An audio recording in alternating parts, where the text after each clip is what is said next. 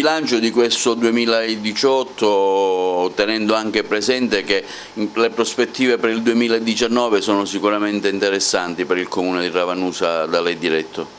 Ma è un bilancio positivo quello del Comune di Ravanusa, stiamo tentando di migliorare la vivibilità del nostro paese con investimenti infrastrutturali, con la collaborazione anche del governo regionale che in questo si sta adoperando su alcune tematiche importanti che riguardano il nostro territorio. Ecco, tentiamo anche di costruire un modello di crescita affinché si possano realizzare a Ravanusa delle iniziative importanti che possano evitare quel fenomeno triste in questo momento che stiamo vivendo tutti i paesi della provincia di Agrigento e del Meridione, che è quello dell'emigrazione. Il suo fiore all'occhiello di quest'anno che sta per trascorrere, ecco, parliamo di tante cose, ecco, la prima che metterebbe, diciamo, in classifica? Ma io sono sempre, guardando ai giovani e ai bambini che crescono, credo che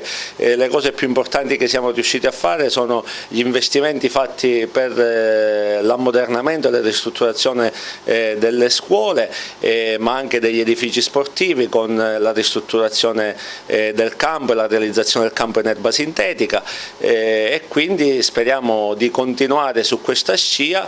Inaugureremo fra qualche giorno la nuova biblioteca che abbiamo ristrutturato negli ultimi mesi. Credo che ci sono tante iniziative in cantiere anche per il 2019, speriamo di portarle a termine.